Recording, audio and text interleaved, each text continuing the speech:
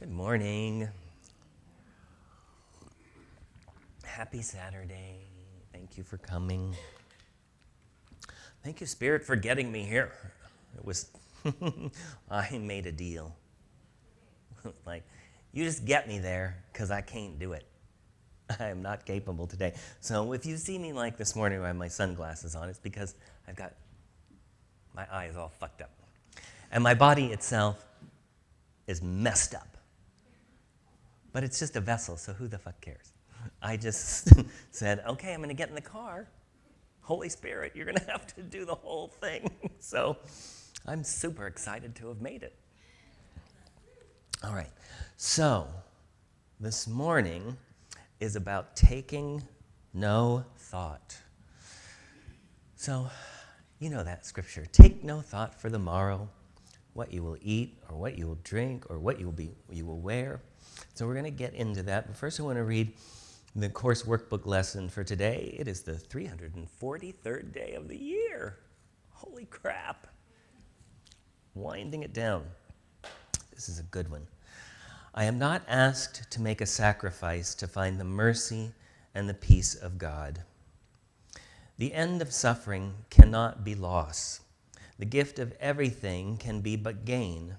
You only give, you never take away, and you created me to be like you, so sacrifice becomes impossible for me as well as you.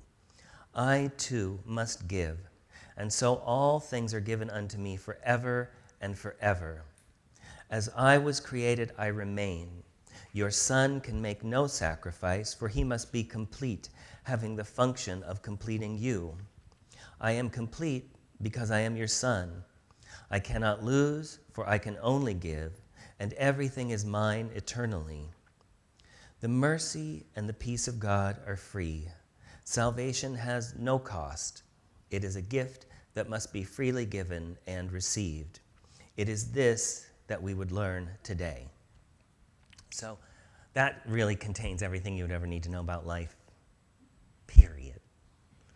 So we might come back to it later, but we might not. I'm not making any promises. I'm running at 20% today. So just whatever you hoped I was going to say today, just imagine that I said it. And you've received it.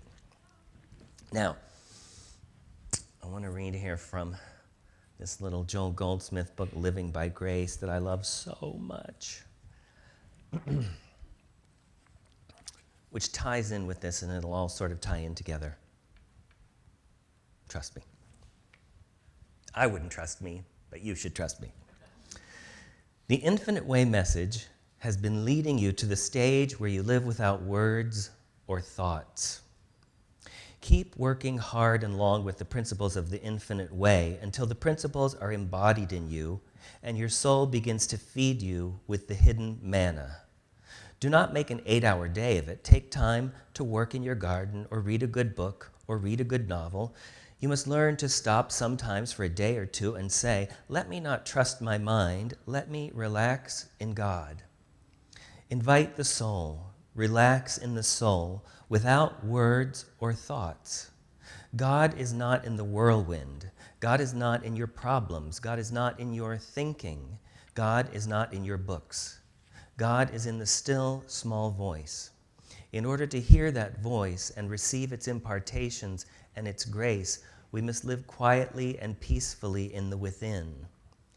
There must come a rest from the activity of the mind, from taking thought for our lives, from fearing for our lives, from constantly knowing the truth in order to avoid some experience. There must come a rest, the Sabbath. In this Sabbath, we live by grace, because now we do not merely know the truth, we are the truth, and truth reveals itself to us. It is not an activity of our minds. It is the soul revealing itself. This period of rest is the fruitage of abiding in these principles. It is the true meaning of the Sabbath that Moses gave to the Hebrews. It was a period of rest forever. Yes, labor for 6 days to know these principles until you come to the place where you realize I is God, and the word that it imparts to me is the bread, the meat, the wine, and the water. Okay, so, hey. As far as I'm concerned, I have entered my Sabbath years. So, a decade or more ago, I really started in my life, but then this is my life. I live more here than anywhere else, basically, because I don't talk to anybody the rest of the time. I'm a solitary person, so here's where all my relationships really happen, basically. So anything I'm doing, I'm bringing to the groups. So a decade or so ago, I really made a huge commitment to working with my mind. So we really, in fact, it was around that time, and for like 3 years or so, there was a required reading list to even come to the classes, so that people were at the same level of consciousness and the same level of understanding, that I wasn't having to start from scratch at every single lecture and explain all of the background of New Thought and what we were talking about. So it was really a time of really cleaning up our thinking and really cleaning up our consciousness. And now really feeling like that time is ending for me. And that's what we really just read there in Joel Goldsmith, in that essence about working with your mind. I had, still do in a lot of ways, had a very, very negative mind. I don't know if any of you have a negative mind. I had a very, very negative mind. You know, A Course in Miracles says the ego speaks first and speaks loudest. And that's usually still my experience in many things. My first thought about almost everything is, I can't. That's almost my first thought about anything that's not something that I already am doing or know how to do. So anything, someone, can you do this, would you do this? I go, oh, I can't. I don't necessarily say it, but that's the first thought that comes up is, I can't. It's too overwhelming, it's too this, I don't have the time, or I don't have the energy, or I don't want to, or I'm afraid of that, or that's whatever it is, I can't comes up very quickly for me. But because I've worked with my mind so long, I don't live in I can't, because behind that is all the training that we've done for all of these years. So I might have I can't come up, and right behind that is, but God can. And we know that God is not a power outside of us. It's not some deity in the sky who's going to do it for you. It's the I. Right? This is what we just read in the Joel Goldsmith. It's not the personal little Jacob. It's the infinite God that you are. So you know that there's that part of you that can handle it. Just like this morning, I was like, well, I can't do this. I can't even drive down there. But that didn't stop me, because right behind that was, but God can. And it's not a God out there that's clearing the lanes. It's not doing shit out here. God doesn't do shit in the world. But that infinite presence can do all things. That's what, when Jesus said, of myself I can do nothing. That's your peace right there in life, is to be in that place of myself I can do nothing, but there is a presence within that can do it. So you just keep surrendering to that, you just turn it over to that presence to handle it, you know? This is a perfect time of year to do that too, because a lot of people get very stressed out at this particular time of year. You know, whether it's a lot to do, things you don't want to do, obligations, or being around people that annoy you, probably loved ones, right? They're far more annoying than strangers because they know your buttons. So you think, oh, I can't possibly talk to my sister-in-law. Well, I can't, but the Christ within can. Right? Of myself, I will be petty and take offense. But there is that part within me that can do that. In fact, one of the things that I talked about in the other classes this month, I posted this on Facebook too, is that, and I did this on Monday a week or two ago. They said, okay, it's 5 weeks till the end of the year at that time. I said, well, our motto is give everyone a fucking break. So from now till the end of the year, just everyone gets a fucking break. So no matter what comes up, it's like, you're so lucky you ran into me today. If you'd run into me 2 weeks ago, it would have been ugly. But the motto now is everyone gets a fucking break. So that's just across the board, including yourself. So you're just in that state of mind of everybody gets a fucking break. Till at least January 1st, then you can recommit if you want to, but till January 1st, your motto is everyone gets a fucking break. You're on the freeway, and somebody cuts you off, and you start to, and then you go, oh, no, that's right, everyone gets a break. Lucky you cut me off today. So that's part of that process of taking control of your own thinking and your mind by going to a place where you're not thinking anymore. See, that's the next step. Taking no thought. Because, as I said, I started with an extremely negative mind, spent years and years and years training the mind, and what we know from all of our basics is that the way that you neutralize a fear thought is with an opposite thought. So that's basically the work that goes on at the level of the mind all the time, is changing your thoughts. That's Louise Hay. It's just a thought, and a thought can be changed. Change your thinking, change your life. So we just read that in Joel where he's saying, that's 6 days of that, basically. There are 6 days in which you're working very diligently to keep changing your thoughts. But the purpose is to get to the place where you're taking no thought anymore. Because you're still not resting when you're changing thoughts all the time. It's a different kind of work. It's a different kind of effort. But it still is effort to be working with your mind all the time. How wonderful to take no thought. I'm just not going to think. I don't need to think about this. Now, that sounds crazy at first, to say I'm not going to think, but one of the things that Joel Goldsmith says about that particular scripture is he says, what it ultimately means is take no anxious thought. So that'd be like, take no worrying thought, take no fearful thought.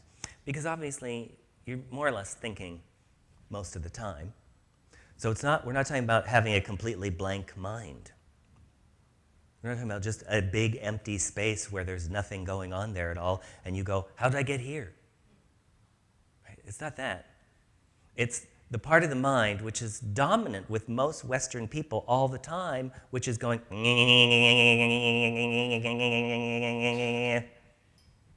right? It's that's going on most of our waking hours. Even when nothing is happening, we're doing that a lot of times. You can just be laying there watching TV and going, That's the part of the mind that we want to start saying, you can relax now. You can relax now. You can start to have spaces between your thoughts. This relaxed spaciousness between your thoughts. Does that sound nice? To not just be, and then I'm going to do this, and I'm going to go do that, and then I'm going to do this, and I'm going here, and go there, and go over there. Maybe they'll come over, and what do they say, and they'll say this, and then I'll say that. It's fucking exhausting. To just be space in between your thoughts. Well, it's very difficult to take no thought or to have spaces between your thoughts if you think that you are running the show all the time. If you feel like you have to control everything all the time and you don't really have any real trust, then of course you're going to be thinking all the time because you're always planning and scheming and resisting and controlling and manipulating. So it takes a certain amount of trust to be able to say, that same power that holds galaxies in place can probably handle my drive to San Diego. Probably. That part of the mind that is just in touch with all of life. That doesn't need to be thinking all the time. You know, last weekend, because most of the time when we're thinking, we're just in a story anyhow, right? You're just in a once upon a time. And so last weekend, my iPhone was dying. It had been dying for a while, so it would freeze. It would just freeze, and then nothing you do, and I have to keep rebooting it. And so I was dreading going to get a new phone because I had all these thoughts. You know how you could just live your life? But you don't just live your life because you have a lot of thoughts. What's necessary? Just go to the iPhone store. No, I have a lot of thoughts. Right? And the thoughts are making a big story, you know? And so I had this story about like, I don't want to spend the money. I just spent all this money on this. Do I want to put this on my credit card? What about this? It's, going to be really busy. It's that time of year anyhow, and the iPhone store is always blah, blah, blah, right? You have this story. And then I was going to go, did I want to go to the Grove? Oh, the Grove is going to be a nightmare. I could go to the Beverly Center. They've been remodeling that for a while. That gives me anxiety. I don't know what they're going to... Do you understand how much thinking you're putting into the energy that it takes to do all that fucking thinking? Yours haven't even left the apartment. You're just still, this is just all happening just in the preparation. So ultimately, I just decided to stop thinking. All right, well, I have to get a new phone anyhow. So instead of doing all this, see, it's exhausting to have a mind that is just filled with negative thinking. It feels so much better if you have positive thoughts, but it's still effort, isn't it? Well, I'm going to do a treatment that is all going to unfold in divine right order, and all the right people will be there, and da-da-da-da, and and I thought, even that just seems too overwhelming and exhausting right now to think a lot of positive thoughts about the fucking Apple Store at the Beverly Center. So I just went into that space of take no thought. You don't have, there are things that you do that you're not thinking about. You know that. There are times, even on the drive here, I don't think about the drive. I don't think about it at all because I've done it so many times. I know the way. I'm paying attention to the traffic and things around, but I'm not thinking about it. You're thinking about the drive if you've never been there before, and maybe you don't have a GPS and you don't really know, right? You're thinking about it, but there's so many things that we do all the time that you're not really thinking about. You're just doing it. You're just showing up and you're just doing it. So that's what I decided to do. I'm just going to go to the Apple Store with no story and no thought. Just from that place of stillness within, I'm going to go to the Apple Store. And I didn't know what was going to happen. I had looked online to see when they opened, because I know on Sundays the Beverly Center opens at 11, but it said the Apple Store opened at 10, but I didn't know if that was true. Because they don't always update their websites, and plus all the construction, and plus it's Christmas time, and plus this. And so I just decided, I'm not going to think about anything. It says 10, I'm just going to go. So I just went to the Beverly Center, and I got there at like 5 till 10, and there was like 30 or 40 people outside already waiting to get in to the Apple Store. And I decided not to think about that. I just looked at them, and I just got in line. And then in 5 minutes, they opened the door, and everyone raced in, and I was like the last person to go in, because I was like, I'm not going to think about this. I'm not going to compete with these people. I'm not going to tell a story about this. I'm just going to go in with my phone. I'm going to see what happens with taking no thought. So eventually, not eventually, it didn't take that long. Someone said, what do you do? I said, I need a new phone. They called somebody over. They present you to one of these Apple people, and then, you belong to them. So now, before the Apple Store or places like that, I had a story. I don't know if you have stories about things of like, I've used these forever, but I don't really understand them, and I don't really know what's going on, and they know, and I don't know anything. But I wasn't thinking any of that. I was just thinking, he knows what he's doing. I'm just going to listen. What? Because particularly if you have a lot of thoughts, the last thing you do is listen. Haven't you noticed that fear talks its fucking fool head off? Love is very quiet. It doesn't say much. Peace doesn't say very much. Fear has a fucking lot to say. When you're in the Apple Store, all you just hear is the buzz of people talking, because everybody's sort of afraid. Right? There's certain places where people are just afraid. And that happens around technology a lot. Money.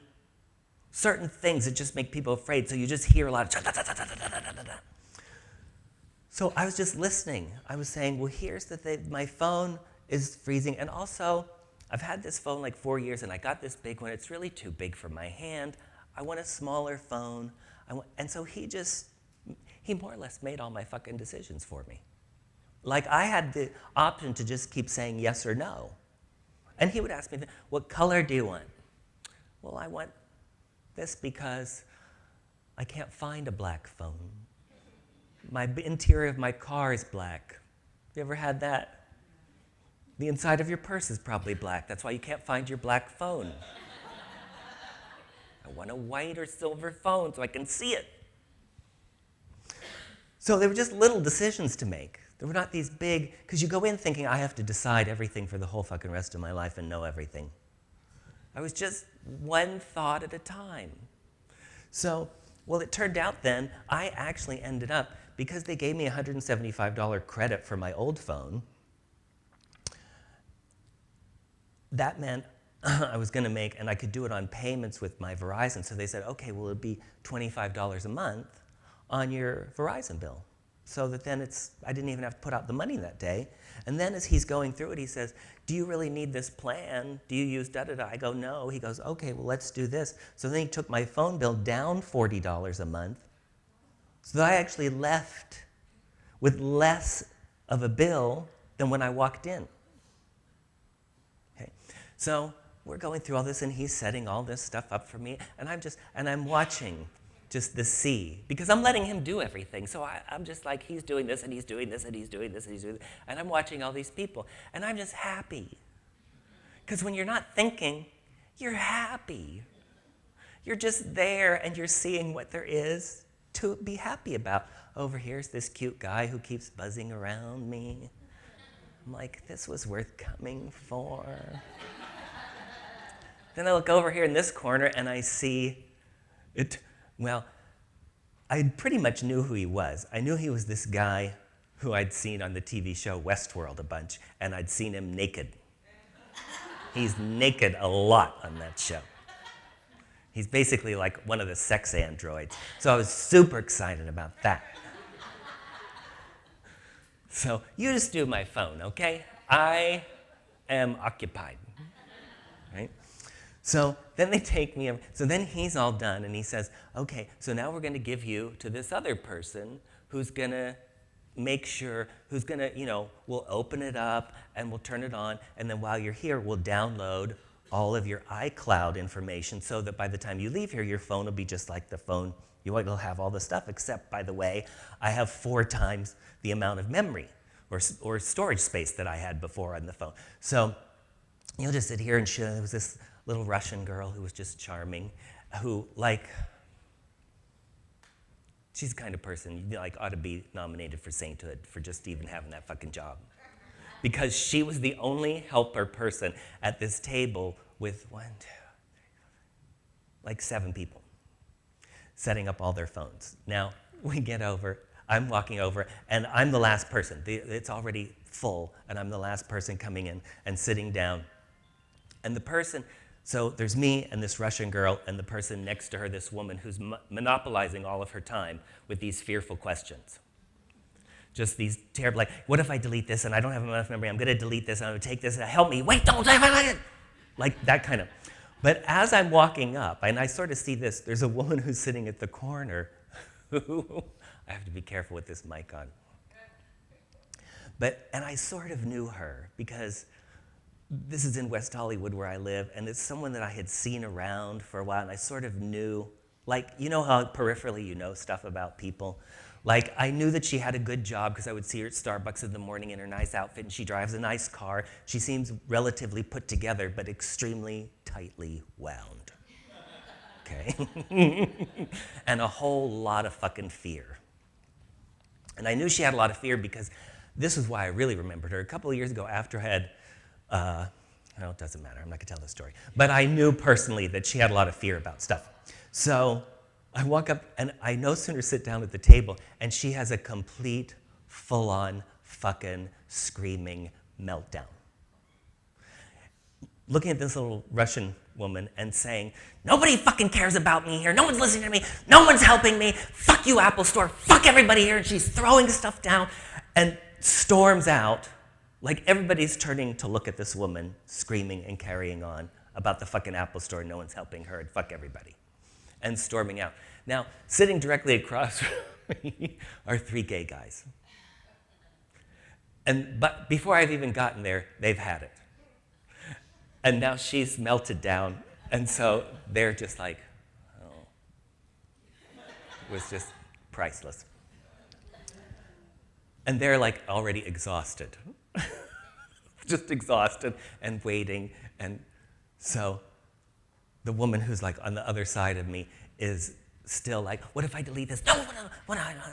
And the two gay guys across me go, or just to themselves, just enough so I can hear, yes, for the 800th fucking time. Okay. So what I noticed was everybody there had thoughts, but every single one of them was a victim story. Remember, we talk about how the dominant consciousness on the planet is victim consciousness. Remember, there's that lesson in A Course in Miracles that says, I am not a victim of the world I see. So everybody there is a victim because they feel they're at the effect of something. The solution, if you were going to do a thought, it would be, I am not a victim of the Apple Store I see. Right? I am not a victim of the woman who's taking up all of the expert's time that I see. I am not. But because everybody has a victim story, I don't want to be here, I shouldn't have to be here, this is taking too long, why is this happening? That's your victim story. That's just thoughts. A story are just thoughts that are strung together under some common theme. So everybody has their victim story about how I shouldn't have to be here. And I'm just sitting there not thinking, just observing, just noticing, right? And when I say not thinking, you know what I mean. I mean, obviously thoughts are appearing, and I'm noticing, and I'm conscious, but I have no opinion about them. I have no judgment about them. I'm not caught by them. I'm just there. And then I start engaging these gay guys because my phone doesn't work yet, and they have a phone that works. And that's how we figured out who the guy was. I said to them, do you guys watch Westworld? They're like, yeah. I go, that guy over there, the guy from Westworld. So then we looked him up. If you're interested, it's Rodrigo Santoro. Okay? You can Google him naked. Which we did. It passes the time. It passes the time. So then my phone gets uploaded, and guess who's the first person to leave? Me. Last person in, last person at the help table, last person everywhere. This is why A Course in Miracles says, only infinite patience produces immediate results. Only infinite patience produces immediate results. The more impatient you are, the more time you've added to your weight. You should all be fucking writing that down. The more impatient you are, the longer everything is going to take. The more you rush, the more resistance you have, the less you're in alignment with source energy. It is when you can relax the mind, when you practice that state of, I will wait in the Apple Store till Jesus comes back. That's the kind of patience we're talking about that brings you the peace of God that opens all of the closed doors. That infinite patience, that non-attachment, okay? So, what it takes is, again, if we go back to the Course, this is really about a radical... Listen, I was listening a while ago, not just the last couple of weeks, to one of Neville Goddard's lectures in which he describes a story of, and Neville Goddard's been dead for like 20 or 30 years now, so this would have probably been in the 1950s or something, where he was living in New York and lecturing in New York at the time. And there was a bookstore that had several of his books in the window on display. And so he went to stop and look at the display of his books. And he said there were two women standing there who did not recognize him. But the one woman knew who he was because she was talking about him to her friend. And she was saying, she said, and I can't remember what street it is, so I just say 42nd Street. But she says, oh, that's Neville Goddard. You should go hear him while you're in town, because the other one was visiting from out of town. She said, you absolutely should go hear Neville speak while you're here in New York. She said, he is the mad mystic of 42nd Street.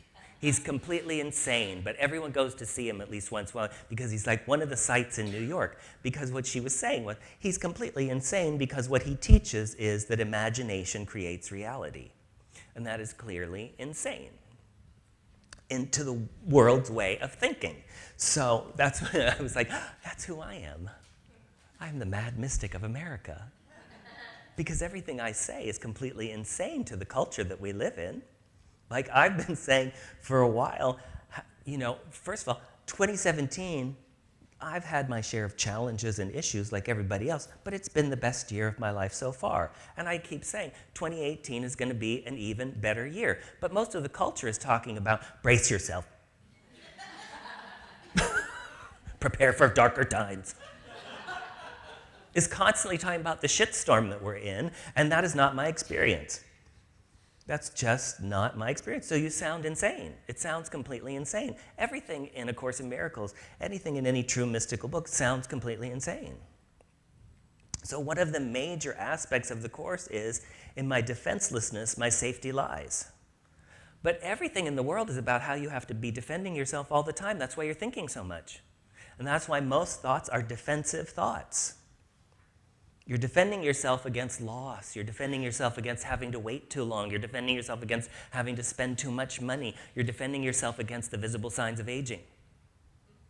Like, that's the level even. Like, it's even that. That's how they sell us shit. Like, buy this cream so that you can fight the visible signs of aging. Like, we're all in a fucking war all the time. The fact that we live in a culture that would ever use a term like spiritual warrior or spiritual gangster shows you how fucked up and insane spiritual people are. They're everything but spiritual. There's no such fucking thing.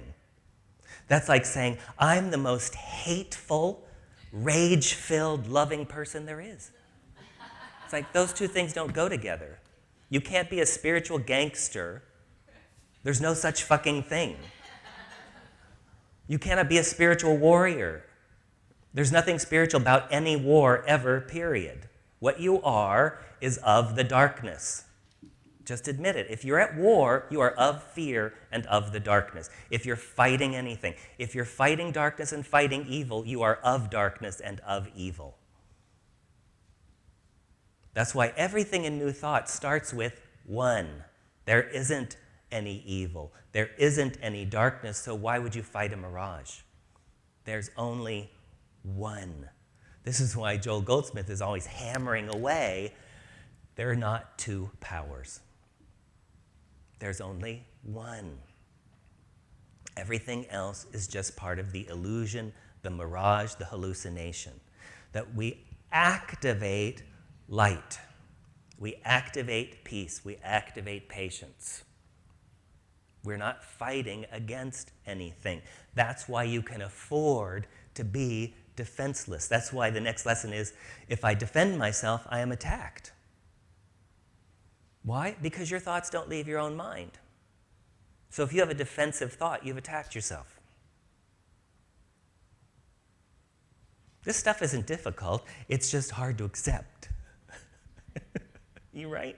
Like, it's very clear. It's very simple. It's just hard to accept. Because it's a habit. We are habitually defensive. Particularly the love people. That's what's so crazy about it. There are people who, I'm always amazed at people who love pit bulls but hate Republicans. Right? You have to think about this. You have to start to understand that you're insane. And go, oh, this doesn't work. The way to be of love is to be of love. So for me, The idea of I am entering my Sabbath years is I'm entering the time of love. This is the time of the dominance of love for me. This is all I'm interested in now. I pulled out the Marianne Williamson book, A Return to Love. It's time again to return to love. We've taken enough of the detour into fear and separation. You can look at the culture and see what the Course calls the detour into fear. It's the detour into separation. When you hear people talking about all the time about how divisive we've become, that's the call for love. That's all it is. It's just the call for love. So the return to love then is to stop noticing the people who aren't being very loving. That's the big fault of the love people. They focus all their attention on people who are not giving love. Well, that's not oneness. That's contributing to the divisiveness. There's a woman, I finally just blocked her off my Facebook page, who thinks she's one of the love people. She thinks she's one of the love people. She thinks she's one of the Course in Miracles people. That's what's hilarious to me, because I went and looked on her Facebook page, and the last post she had, which was from like a year ago, was something about, I don't even remember what had happened, but something had happened, and it was after Trump had already taken office, and it was something about, I can't believe my country is blah, blah, blah, blah. Fuck you all. Fuck you, fuck you, fuck you. That was her final Facebook post, and she thinks she's one of the Course in Miracles love people. But all her attention is on how unloving the Republicans are and how unloving the da-da-da-da. No, you're unloving. Because in pointing out their faults, that's unloving. You are attacking and judging them. There's nothing less loving than that.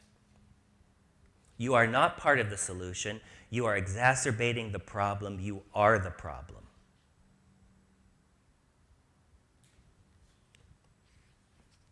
That's just the way it is. It's just the truth of it. I'm going to read from two things from this. This is from chapter 6, chapter on relationships.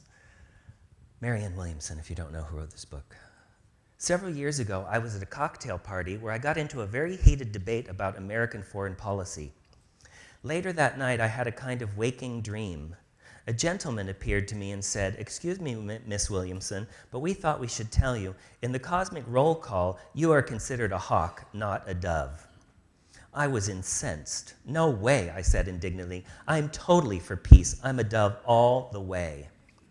"I'm afraid not," he said. "I'm looking on our charts here, and it says very clearly, Marianne Williamson, warmonger. You're at war with Ronald Reagan, Caspar Weinberger, the CIA. In fact, you're at war with the entire American defense establishment. No, I'm sorry, you're definitely a hawk." I saw, of course, that he was right. I had just as many missiles in my head as Ronald Reagan had in his. I thought it was wrong for him to judge communists, but I thought it was okay for me to judge him. Why? Because I was right, of course. I spent years as an angry left-winger before I realized that an angry generation can't bring peace. Everything we do is infused with the energy with which we do it. As Gandhi said, we must be the change. What the ego doesn't want us to see is that the guns that we need to get rid of first are the guns in our own head.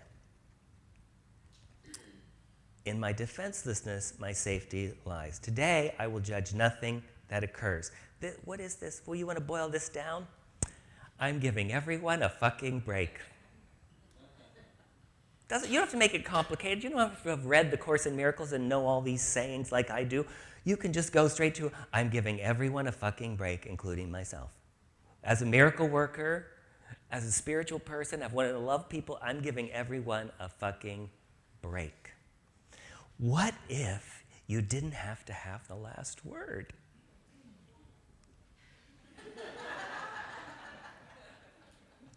What if you didn't even have to respond to correct somebody? I want you to really imagine that at your holiday gatherings. What if you decided you did not have to correct anyone? on their misunderstanding, on how they don't get it and they're just not informed? What if you decided not to be the great corrector of mistakes? What if you decided to be one of the love people? I'm going to give everybody a fucking break. You know, that's in Buddhist, I think it's a Buddhist, or it's a Zen saying, to cease to cherish opinions. Cease to cherish opinions. You know how you cherish your opinions. Well, there was a friend of ours, Michael Scott. This was years ago, back in the early Science of Mind ministry. And this was in Los Angeles too. He was this great, big, tall, blonde hairdresser in West Hollywood. And we were at some ministry party or whatever, and people had been chatting, and he came in like 10 minutes into the conversation. He just walked up and said, "What are we talking about? I'm sure I have an opinion." And too often, that's what we're doing. We're just waiting to insert our opinion. Like everything's a fucking press conference. Like, everybody's waiting to put the microphone up to you and say, "But what do you think?" Right? Like, what, does it really matter? Again, if you're not thinking, what do you think about this? Well, I don't know. I forgot to think. I was just being present. I just had my heart open, and I was just being present.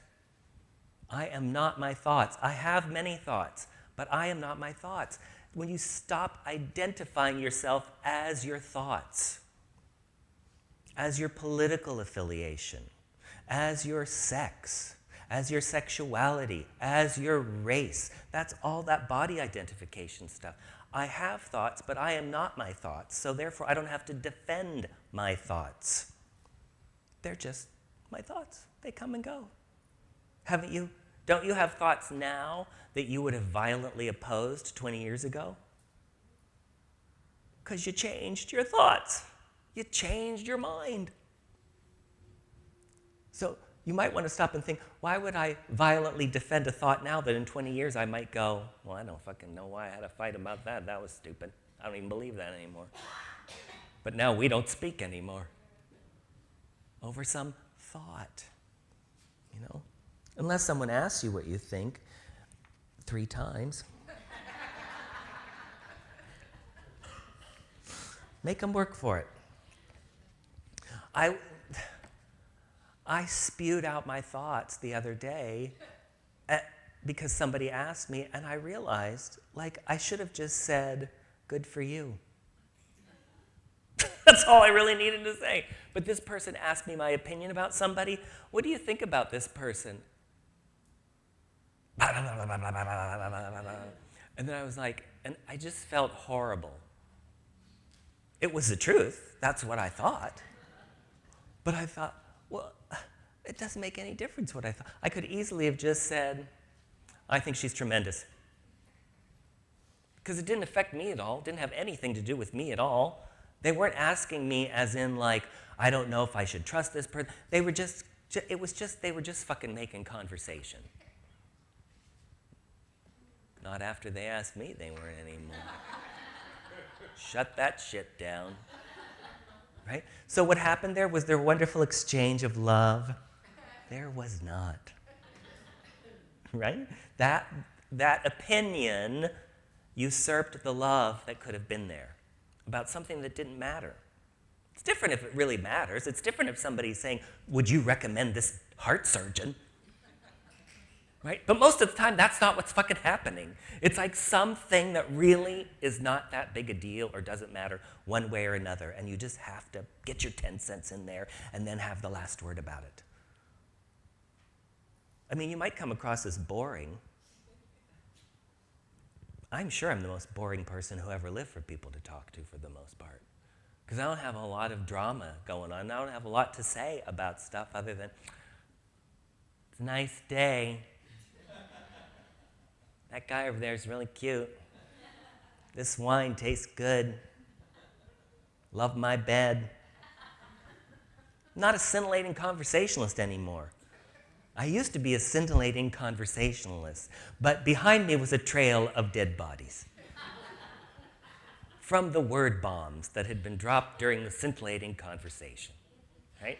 And then what I felt like was dirty and ugly, right, but hideous, right? Now I feel clean. I feel good most of the time. Like that was unusual when I had that conversation for me to do something like that, where you have then regrets later of like, what did you have to go and say that for?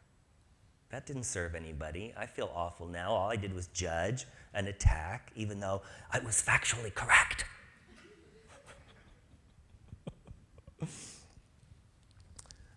All right, so love, love, love. Exciting and new. Come aboard. We're expecting you.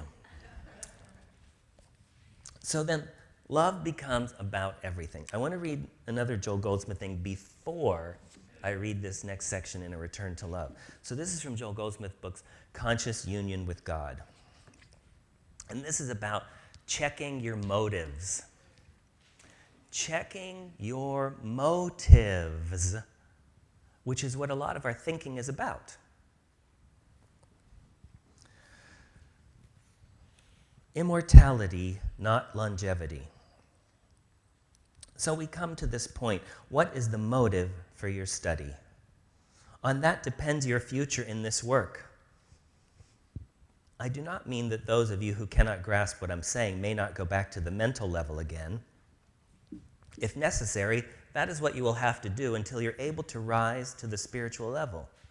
But to those of you who have caught a glimpse of the meaning of spiritual living, the whole of your future is going to depend on whether or not you can determine to seek only the consciousness of the presence of God and be satisfied to let the things be added. The extent to which you are able to do this will be the measure of your demonstration. Is your motive in this study merely to change sickness into health, loneliness into companionship, or homelessness into a home? Or are you ready at this moment to stop taking thought for the things of this world which do not belong to the spiritual kingdom and honestly pray, all I want is the kingdom of God on earth. All I desire is the reign of God in my individual experience, the government of God in my individual affair. When we reach that point, we are seeking the kingdom of God and his rightness, not our sense of rightness, more dollars, more companionship, more health, but God's rightness, the spiritual sense of good. If we understood the spiritual sense of supply, we would find it to be far different from our present sense of it, just as the spiritual sense of health is far different from the human standard, which allots 60 or 70 years as the normal span of life. But his rightness, his standard of supply, his standard of health would enable us to live abundantly on earth as long as we desired, or as long as we did not get lonesome for those who had gone on before us. This is totally in alignment with what we read in the course lesson for today, which had to do with we give from our fullness, not from sacrifice, because God gives from fullness and not from sacrifice. So when we're saying the motivation is not more dollars and more health and more companionship, because that's a get mentality. I'm trying to get more health. I'm trying to get more money. I'm trying to get more relationships into my life. A get mentality is not a receptive mentality. But what the ego mind says is, if I let go of my constantly wanting those things, then I'm sacrificing that in order to live the life of God. Right? But the Course says, no, that's the ego's bullshit. You don't have any real abundance until you live that way. Until you actually live from that place of, all I really want to demonstrate is God consciousness. I don't want to demonstrate a new car. I want to demonstrate God consciousness around transportation. I don't want to demonstrate a mate. I want to demonstrate God consciousness around relationships. I don't want to demonstrate this or that kind of a job. I want to demonstrate God consciousness in terms of my career. So, now back to a return to love. Because, as Tina said, what's love got to do with it? Surrendering our careers.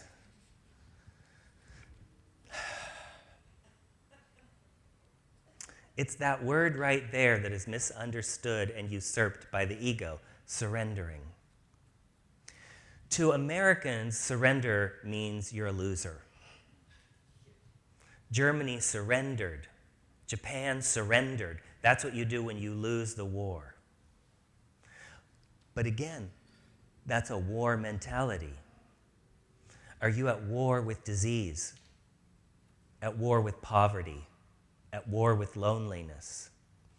If so, then when you surrender, it will feel like you're a loser. And poverty won. Sickness won. Loneliness won. Failure won. But that's in the ego's definition. In spiritual terms, surrender is when you start to win. Because, listen, surrender, even in the terms of Japan and Germany surrendering, they surrendered to a greater power. You don't surrender to chaos and nothingness. You've surrendered to something that's proven itself to be more powerful than you. So when we surrender to spirit, to God consciousness, we're saying, oh, this is bigger than the little individual me. The little me that's just worried about where will I eat, what will I sleep, what will I wear, right? Take no thought for the morrow, what you will eat, where you will sleep, what you will wear. Take no thought means surrender that. Because that's part of that whole scripture is that consider the lilies of the field, consider the birds of the air. They don't worry about those things. They don't toil and spin, and yet they are provided for. When you surrender, you have to understand that it is not sacrifice. That's why that course lesson says this, your way is not the way of sacrifice. Scrambling always to treat, to get more health and a better job and this and all of that, that becomes sacrifice at a certain point. It's a step up in evolution from negative, fearful victim thinking, but you're still, there's no God. In the first two kingdoms, there's no God. So the bottom kingdom, which is victim thinking, there's no God. There's the mythical God in the sky. That's where almost all religion lives in victim consciousness, which is there's a God out there that does shit and we're at the effect of it, and he likes you or he doesn't. Or there's no God at all, and it's just whatever you can beg, borrow, steal, or have the connections to do. The second kingdom, which is the mental kingdom, there's still not really a God there. The place of affirmations and treasure mapping and all that kind of stuff, it's really me just using this power. But there's still no sense of there's something bigger than me. It's not until you get to the third kingdom where you begin to see yourself as a vessel that you have an experience of God. That's the place of it is not I, but the Father within that doeth the work. So that's where you want to spend the vast majority of your time. The fourth kingdom is the place where you're not even a vessel anymore. There's no difference. I and the Father are one. It's just oneness. Just complete, total oneness, right? So when we say surrendering, you have to understand that it's not surrender to darkness and chaos. It's surrender to something that has all that, like when A Course in Miracles says, God's will is your perfect happiness. Our will for us is imperfect happiness because it's conditionally based. Conditionally based happiness is not perfect happiness because every condition can change. If your happiness is based on your financial security, then that's imperfect happiness because somebody can be stealing that money right now. Right? People now are scrambling to get bitcoins. Like that's always changing. The financial world is always changing. So if your happiness is based on your health, that can change in an instant. You'd be hit by a truck. Right? If it's on a relationship, it doesn't matter how loyal that person is to you, they could be dead tomorrow. Your job can be taken from you. Anything. Our ideas of happiness are always imperfect. God's will for us is perfect happiness, which means happy for no fucking reason. How's come you're happy? I don't know. I just am. Because there's always something to be happy about that has nothing to do with me, that's not personally based, right? This is where I am with beautiful men. And beauty, of course, is in the eye of the beholder. So I see lots of very different ideas of what beautiful are, but I look at beautiful men the way that you might look at the Mona Lisa. Because I don't look at them as objects of desire. I'm not thinking, oh, I wanted them to be my boyfriend, or I want to have sex with them, or I want to talk to them. I see them as like, look what Source did. That's amazing. I love that. Now that's my number one. But then there's lots of others. There's puppies. Oh my God, look at that. I don't fucking want one. But I would love to pet yours. Right? You understand that it doesn't become about ownership. That person, I want them. That house, I want that. Right? You can appreciate it. You can love just the aesthetics of it, or the content of it, or the feeling of it, or whatever, without feeling like, and I need to own it, because you can't own anything anyhow. You can just always know there's always something to appreciate in a situation. That your happiness is not about having or getting something. It's not about the ownership and the acquisition. Because then, of course, once you have it, now you have to fucking keep it. My God, that's stressful. You think it's stressful getting shit. It's really stressful trying to keep that shit. Because whatever you did to get it, now you can't ever stop. Right? People think they can. Like, now we're married, I need all I want. I've been dieting for 20 years to get you. Bring on the candy.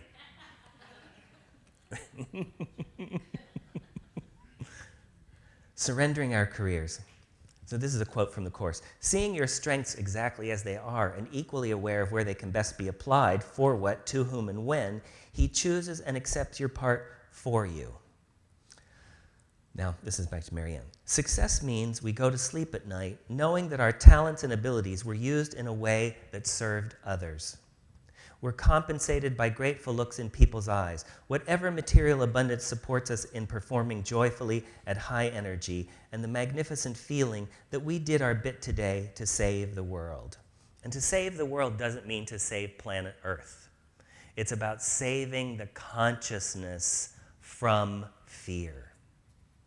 It's not about saving trees and birds and stuff like that, though that may be a form that you get involved in, right? He's saying there's all different ways that will be the unique way that is your way, but that's not what he means by saving the world. He's saving the world from fear by focusing on love. Now, just think, even in terms if we looked at, because again, what we just read in Joel Goldsmith where he's saying, let's be honest about why you're doing, I mean, we can even look at Donald Trump and say, that the church that he supposedly attended was the Collegiate Church in New York, which was really the Norman Vincent Peale Church, positive thinking. He was using all of those principles to get what he wants, what I want.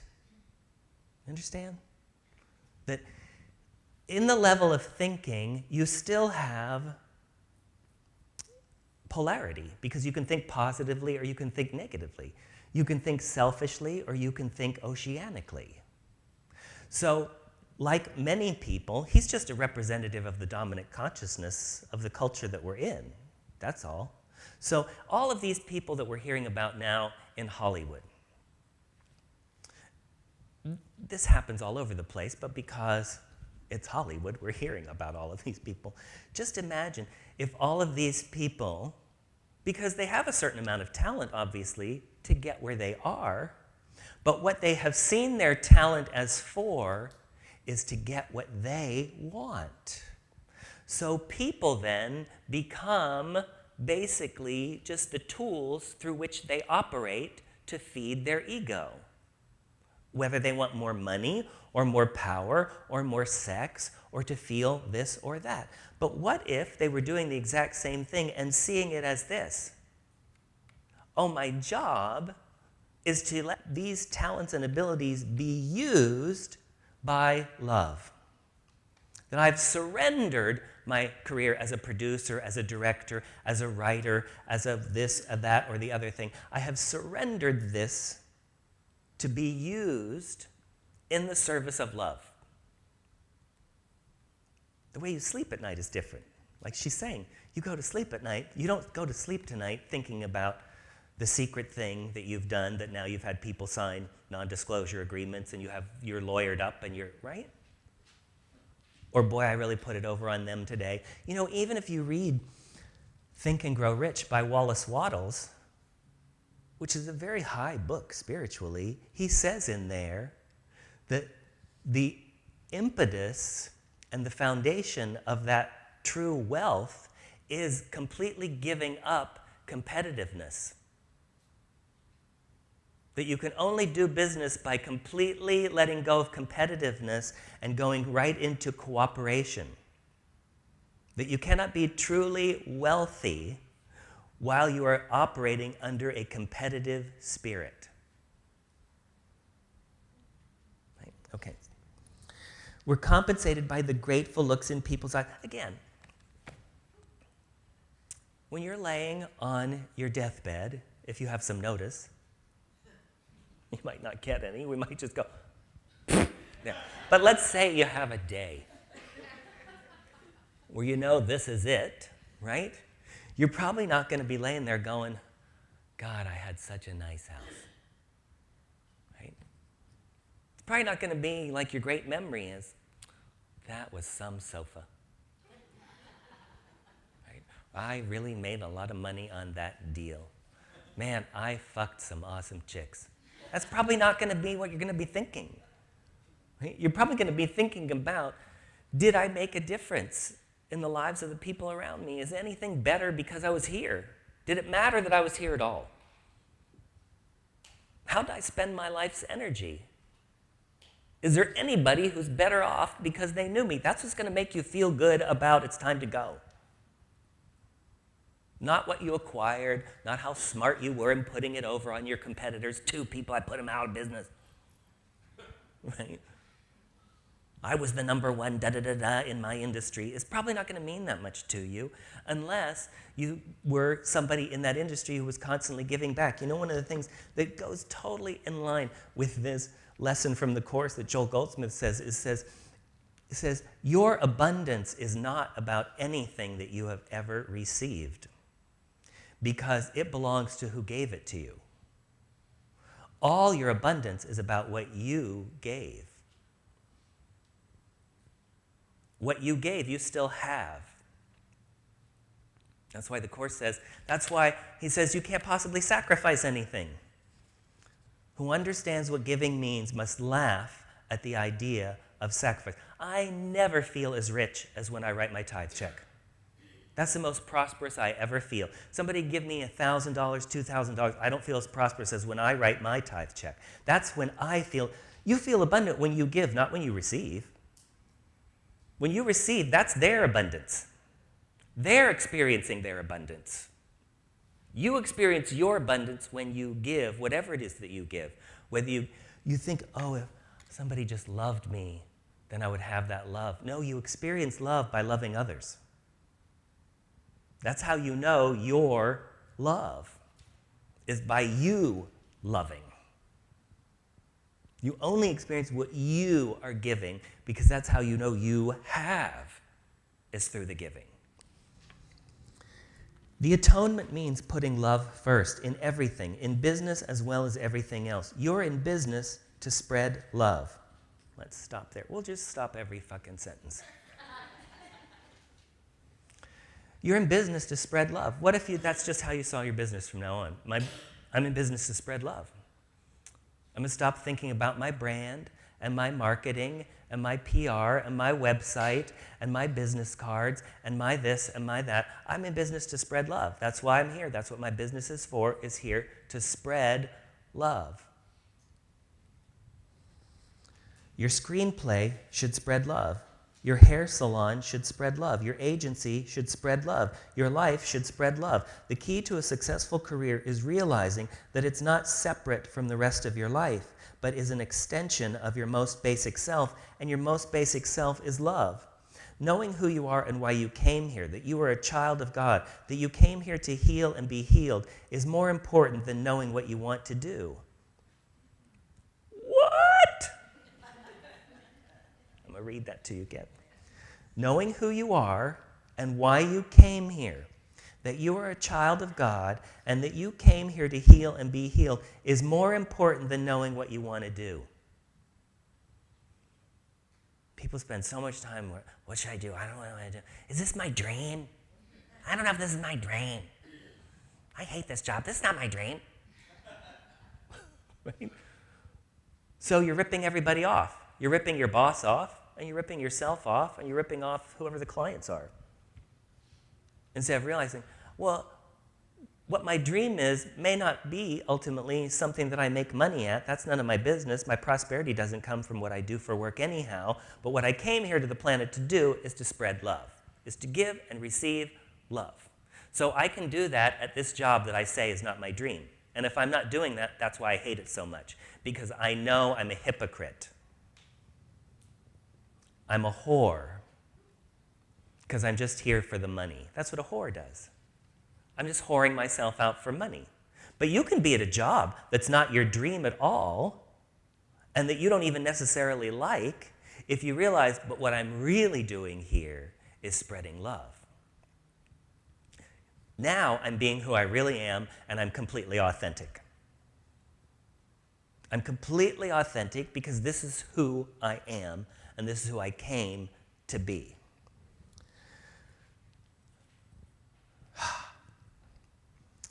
What you want to do is not the important question. The question to ask is, when I do anything, how should I do it? And the answer is kindly. Oh my God. Kindly. Can you imagine? I mean, seriously. I mean, just going into businesses, how many businesses? You can tell the difference between somebody who's doing business kindly and somebody who's doing business not kindly.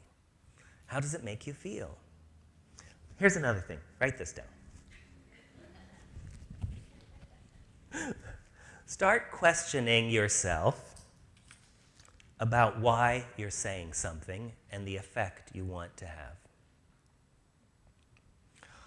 Oh my God. I can tell you what. One of the reasons, one of the main reasons, really, why, well, part of the reason why I don't, like I say, at the end of the lecture, don't talk to me, just leave, is because of the time crunch. Because every 5 minutes I stay here is another half hour on the freeway for me. But also what I noticed was how fucking rude and thoughtless people are in what they say to me. Particularly the real loving people are real fucking rude and thoughtless. And a lot of times they think they're being funny and they're fucking bitching, rude, and thoughtless. Don't tease me. It's not funny. If you're not going to say something outrageously fucking kind to me, fuck off. People think they're funny. They're not. You don't have to say something funny about what I'm wearing. It's not fucking funny. What's the effect you want to have? See, people just think, I want to come off as clever. I want to be remembered. I want. When you're fucking talking, think about, how do I want to affect this person and make them feel? How do I want this person to feel? They don't feel good if you're correcting them. I can tell you that much right now. When they come up and say, I noticed 6 errors in your book. Eat my whole. Okay? How about that?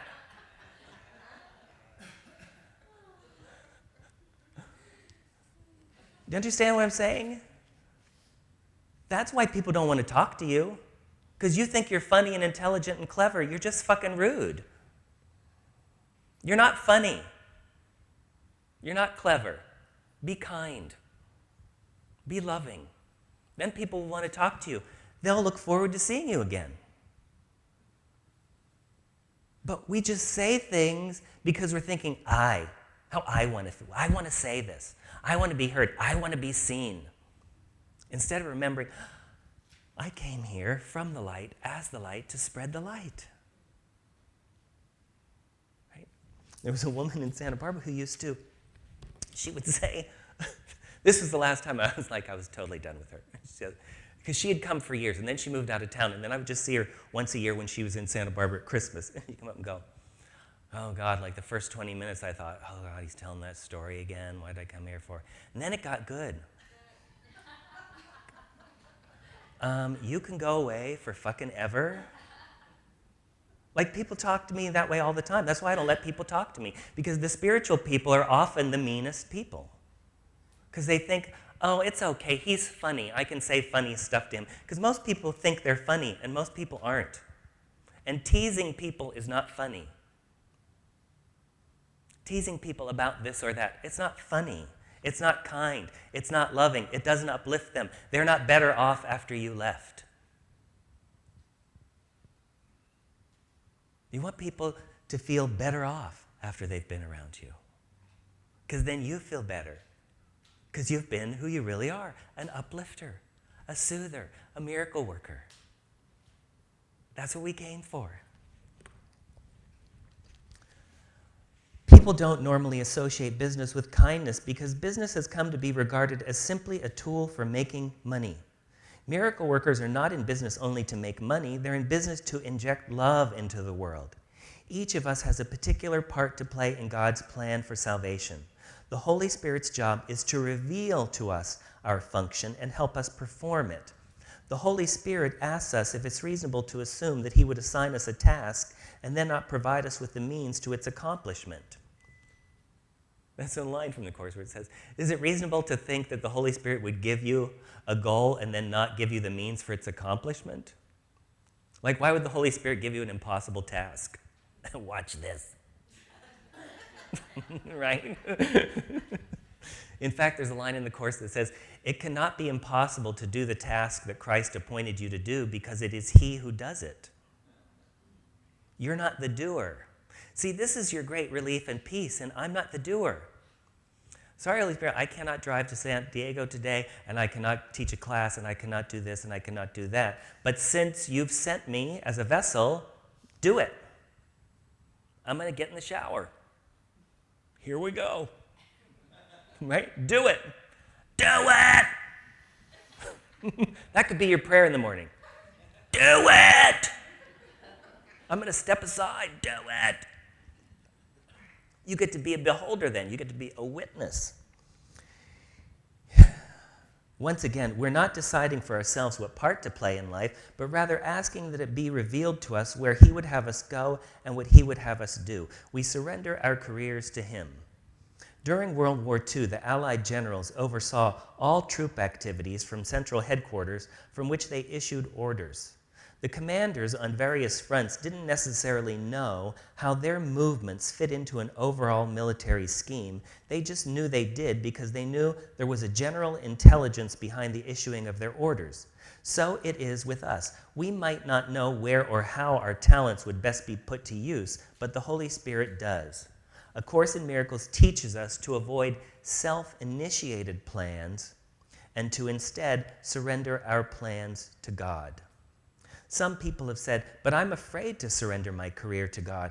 I'm a musician. What if God wants me to be an accountant?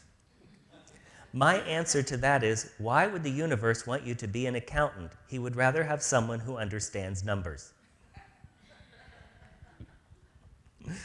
If you're talented at music, that talent is of God. If something makes your heart sing, that's God's way of telling you it's a contribution He wants you to make. Sharing our gifts is what makes us happy. We're most powerful, and God's power is most apparent on the earth when we're happy. Happy. When you're happy, you are fulfilling your part in your function. But that doesn't mean that's what you'll make a living at. So if you're a musician, listen, a lot of times what destroys the happiness of a musician is making it their career. They were happy when they were just playing at the coffee shop for tips.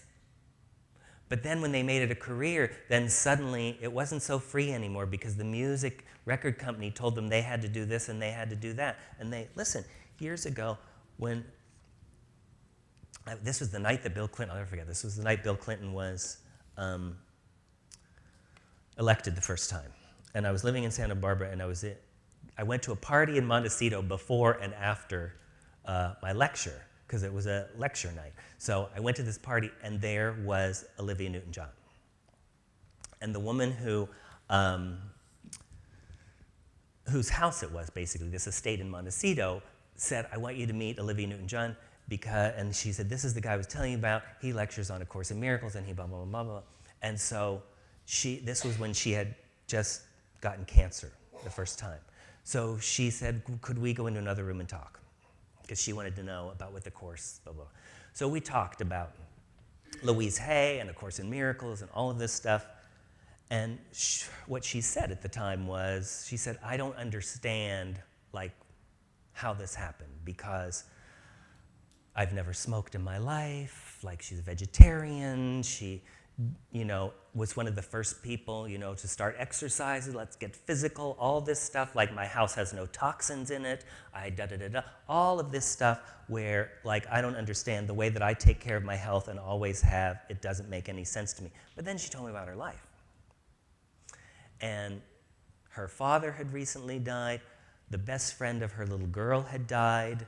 She had a string of stores called Koala Blue, which she had to declare bankruptcy at that particular year. And she said, the record company has just released an album of my greatest hits, and they want me to go on tour, and I don't want to go on tour. And I was like, duh. You have all this stress in your life, and you have all these things where you feel powerless. So this just affects the cells of your body. It's not personal. It's not personal. It's that you are stressed out about a lot of shit, and particularly in feeling, I've heard this so much from people in that industry, but it's a lot of industries where if there's something you don't want to do, a lot of times you'll get sick. A lot of times the way people say no is by getting sick because they don't want to say no. So they subconsciously say no by getting sick because no one's going to blame you for having cancer, right? But they'll blame you for saying no. So here she was in this situation again where somebody who just loves music, but now you have a career where you can't do this and you can't do that and you can't really be yourself and you have to go on the tour because da-da-da-da. I remember going to Mary Ann's house. When I first was writing Invocations, Mary Ann had said to me, I'd like to write the book with you. And so we met together at her house and we started talking about it, and it ended up not working for various reasons, but one of the main reasons was this was after The Healing of America had come out. And she said, that book did not do very well, so she said, I owe the publisher 2 books for free. See, people always think, if I had this, then it'd be easy. If I had a publisher, it'd be easier than doing it. If I had a record company, da-da-da-da. But most of the time, you're enslaved by those things. So with her, it was because she got an advance on that book, and because it didn't sell the advance, then she had to write 2 books that she didn't even really care about, that weren't even inspired books, in order to fulfill a contractual obligation. You understand? So a lot of times when we think, oh, it'd be so great if I made money from my passion, and a lot of times that's what ruins your passion. Is you've tied, not because you're making money, but because in your mind you tie it to money now. And what you were doing just for fun, because that's part of your expression, now you think, well, there's a certain way you have to do it, and after all, I'm part of this company now, and I can't tell you how many people, I shouldn't say this, but I will, over the years of lecturing particularly because I've lectured in churches a lot and stuff, is how many people have stopped being ministers because of me. because they come to hear me speak, and they go like, you're so free, you do whatever you want to do, but as a minister, I can't do that. I got into ministerial school to do what you're doing, but I can't do what you're doing because I can't talk the way you talk, I can't be free because the board will fire me, this person will be upset, and also I have to do all this other stuff I don't want to do. I have to go to board meetings, I have to do hospital visitation, I have to run this committee and that committee and go over here, and I'm doing very little teaching because being a minister is more like running the fucking church than actually teaching. You understand why the Course says, forget your self-initiated plans? Because your self-initiated plan is you strategizing how you can do what you want to do. And a lot of times your strategy just becomes a prison, right? I'd like to get married so I would have somebody to be with me to attend events. So you meet someone and you get married and they won't go to a fucking thing with you. They don't like your family and they won't go with you. They don't want to go to your high school fucking reunion. And now you're married and going by yourself. And it used to be you just had to explain why you were single. Now it's worse because you have to explain why your mate wants nothing to do with your family. Because that was your fucking solution to the problem. Your self-initiated plan to fix the problem. Right? So, bless you. All right. By the way, you are not what happened to you. I'm just throwing that out there. There's a lot in the air these days where people are identifying themselves by what happened to them. That's the forerunner of all victim consciousness, is I am what happened to me. You are not what happened to you. You are not what happened to your body. What happened to your body is what happened to your body, but you are not your body. And you are not what happened to you. So identifying yourself as, I am this, is just part of the lie. You are not what happened to you. You are this infinite spiritual being, a creation of love that came here to love, and as part of that, shit has happened. Shit happens. Have you noticed? If you live long enough, a lot of shit happens. So if you're going to identify yourself by everything that happens to your body, you're going to have a whole fucking long laundry list by the time you get to the end of, I'm an alcoholic, I'm an abuse survivor, I'm a this, I'm a love addict, I'm an accountant, I'm a done. You're on any of those fucking things. That's all just what the Course calls the serial adventures of the body. The serial adventures of the body. But you are none of those things. That's why in that little section we read, Joel Goldsmith was talking about immortality instead of longevity. Longevity is just how long can I make this vehicle last? But we're not interested in that. We're interested in immortality. Where the Course in Miracles says, you've been here for eons, you'll be here for eons. And here doesn't mean necessarily Earth, but you've existed in different planes and in different realities for a long, long, long, long time before you got into this vehicle, right? It'd be like buying a car and saying, I'm going to make this car last forever. Instead of like, I'm going to have this car as long as it's fun, as long as I enjoy it. And then as soon as I don't, I'm going to be done with it. You know, that's one of the things that Abraham tells people all the time about pets. He says the difference between animals, not pets really, but animals and human beings is that when they're done, they just go. And if they're not sick, they'll run out in front of a car. Because they'll just be, oh, I'm done today. They're just like, that's it, they're done. When I was driving one time, I told this story here before, maybe even last time I was here, about the bird. When I was driving over it was over the toll road. This was on a Sunday morning when I was driving to when I was lecturing at the Park Manor Suites. And I saw, and there was no traffic, there was nothing. I was the only car, which was what I loved about Sunday mornings. There was just nothing. I saw this big black bird. You know how big blackbirds are now. They're like the size of like lambs. They're so fucking huge. Have you seen how big these blackbirds are now? It's like, you just wonder how their wings even carry these fucking, they're just enormous. So I saw it up there, and as soon as I saw it, I was like, that bird's gonna kill itself on my car. Like, do you ever just connect with You just connect in conscious, because it was way up the road. So it's like it could have got out of the way, but I was going fast enough, and it just swerved down and just flew straight into the front of my car and killed itself. Well, that was deliberate. I mean, I knew as soon as I saw it, it was like, there's my way out. Happy, healthy, happy, healthy, happy, healthy, dead. Right? So that's the idea of immortality, not longevity, immortality. That you're going on forever and ever and ever. So when you figure out who you really are, I'm this eternal being, and what you're doing here, part of a return to love is where Marianne talks about when she first studying the course, and she was a waitress in a cocktail bar. I met you, a waitress in a cocktail bar. So that was her at the time.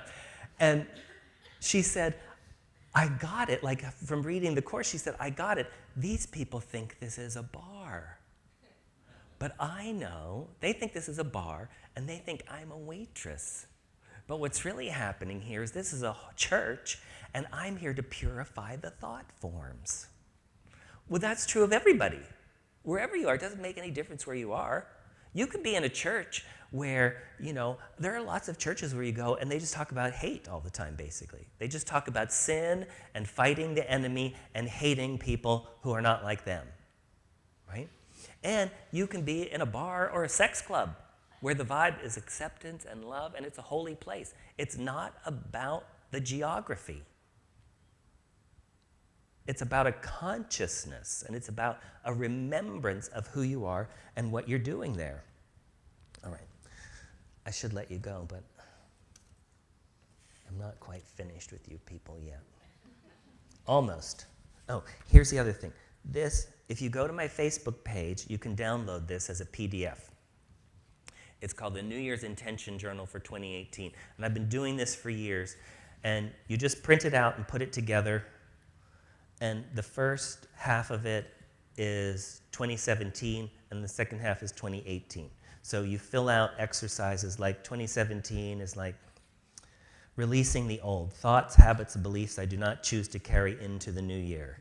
Experiences, situations, and relationships I bless and release. The gifts and lessons that I receive from the above. The highlights and blessings of 2017. What I learned about myself or life in 2017. What I acknowledge myself for 2017. So that's the first. Then you go into 2018. My highest visions for the world. My highest visions for my family and community. The relationship I intend to cultivate with Source and Spirit or God. What I'm now choosing to believe in 2018. How I intend to lovingly care for myself in 2018. 2018 giving goals. How I intend to contribute. How I intend to increase joy within myself in 2018. Thoughts and beliefs I intend to cultivate in myself in 2018, what I've decided to be, do, have, or experience in 2018. So that is on my Facebook page. If you go down, there's a link, and you just click on the link, it'll take you, and you just download it as a PDF, and then you just print it out and put it together. So that's free. That's a little holiday gift for you.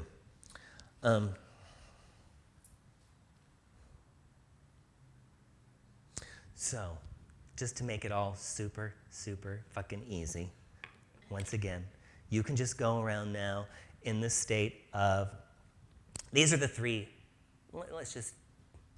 the basic three ideas of today is, I'm giving everyone a fucking break.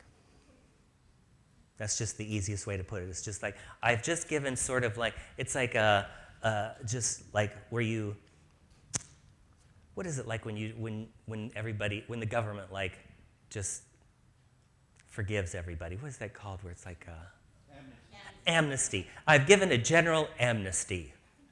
So everybody gets a fucking break at least until January 1st. So that just gives you a blanket idea of I do not have to consider situation by situation. It's just like, oh, you're lucky you met me today.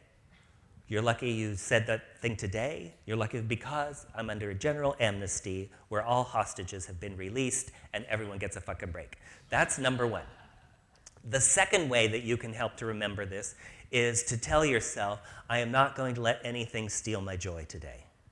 So you can do that by a case-by-case basis too, where in a situation, like if somebody cuts you off on the freeway, you could just go, I'm not going to let that person steal my joy.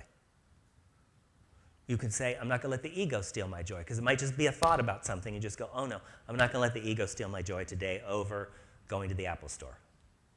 You just be in that state.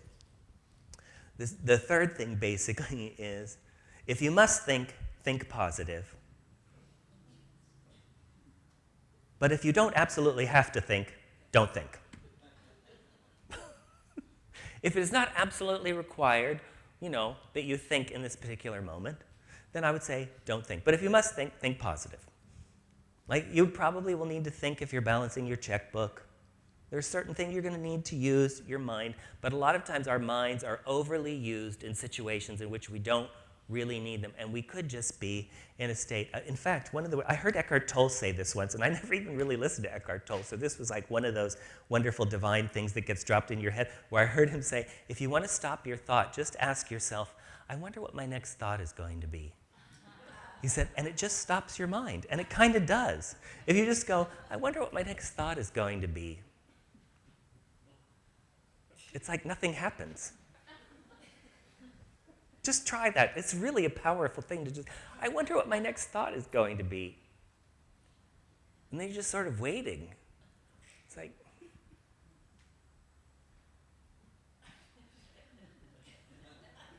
I don't know, I forgot to be miserable for a second. I forgot to be worried. I forgot to be terrified. I forgot I was judging that. I forgot about my rigid resentment. It just slipped my mind. Did you ever forget you were mad at someone? Wouldn't it be great to just totally forget you're mad at people? I just totally forgot I resented you. That, like, they show up really happy and they're in such a good mood that you forget you hate them. Go like, hey! And then they would go, oh, right. Right? And you just go, what if you just forgotten that? You just forget all your... I heard someone say, I don't know this for a fact, but I feel like I'm probably like 80% Irish. Strictly from my love of potatoes. I feel like I'm probably about 80% Irish, but I did hear this joke where this guy goes, you know what Irish Alzheimer's is? And the guy goes, no. He says, you only remember your resentments.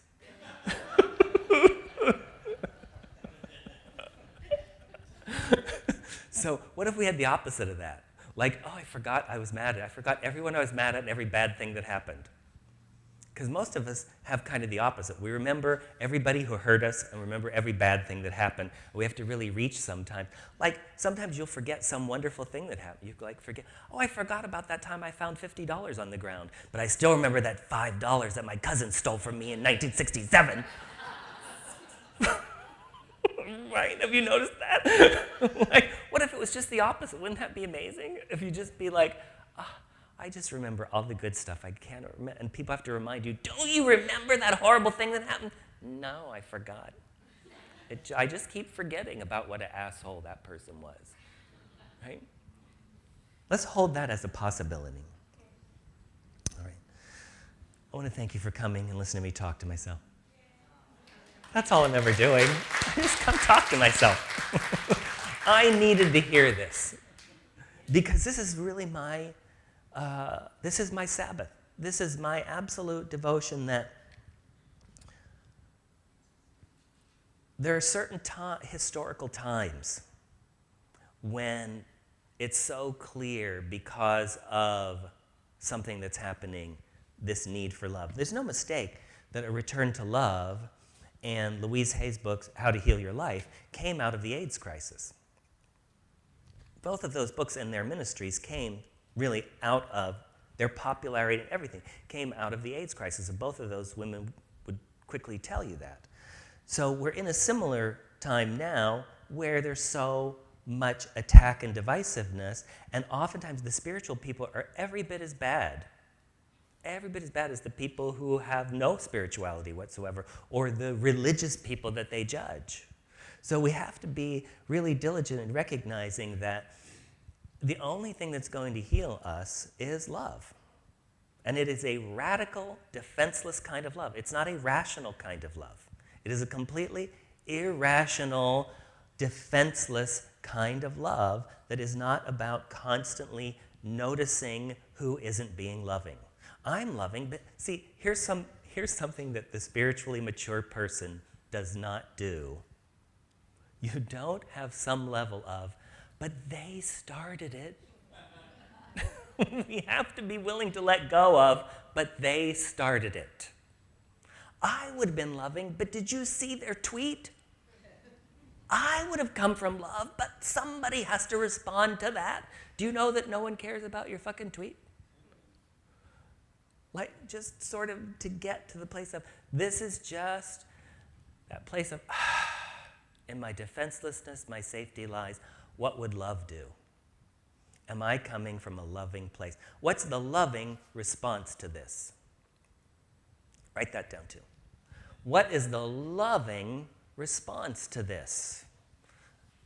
Not what's the intelligent response, what's the da-da-da-da. What is the loving response to this? That's sort of that Eastern thing where you ask yourself before you say anything, is it true? Is it kind? Is it helpful? Is it true? Is it kind? Is it helpful? What's the effect I'm trying to have here? Okay, let's do a prayer. Once again, we close our eyes, take a deep breath. Relaxing into that oneness and into that love, that defenseless love. It's all we ever really wanted. We thought we wanted many things, but it's only because we thought that would make us feel loved. So we're just going for the love now and letting the things come of themselves. We're seeking that God consciousness and letting all things be added as they are, not wanting the things themselves, but wanting the consciousness, the love, the connection, knowing that everything is about that. Our work is about love. Our money is about love. Our body is about love. Our family, our relationships, our community, everything is about the giving and receiving of love. That every time we meet or think of anyone, it's a holy encounter. And the purpose of it is the giving and the receiving of the blessings of God, not correction, not having the last word, not appearing clever or brilliant or getting approval or getting the job or getting the date. It's about the giving and receiving of the blessings of God. That is our success. That's how we can measure it now, not by whether we got what we thought we wanted, not whether we manifested this or that thing, but did we make love manifest? Knowing that is not a life of sacrifice. It doesn't mean poverty and sickness and loneliness, but quite the opposite. It is the life of true abundance. Abundance that is overflowing, enough to share and to spare. So we remember again, there is a power and a presence in us, not separate, which will guide us to our greatest good through love. And so we offer this God within us now, ourselves and all our self-initiated plans. We offer our hands and our feet and our voices. We ask, where would you have us go? What would you have us do and say, and to whom? We remember now, as always, the way that we will know love and the way that we will feel love is by this perfect love moving through us to the world around us. For this we are thankful. And together we all say, amen. You might want to stretch a little bit.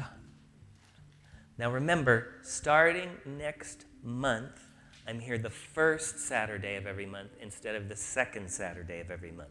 So you can find that on jacobglass.com. Also, you can go there and get on the email list if you want. The email list is, you'll just You have to check an area, so you'll say San Diego, and then that's all you'll ever get from me, is once a month you'll get an email. I don't send you cute links and videos and shit. I'm not selling you workshops and shit all the time. You'll get an email once a month, the week before the lecture, just reminding you of the lecture, and then maybe once or twice a year if I've written a new book, or like I sent out an email to everybody with the link to download this and to a free MP3 talk. So if you're not in the email list, you didn't get the link to that MP3 talk and it's already gone. So you want to be on the email list if you're not. Okay, go have a fabulous Christmas, Hanukkah, Kwanzaa, all that stuff. Love you.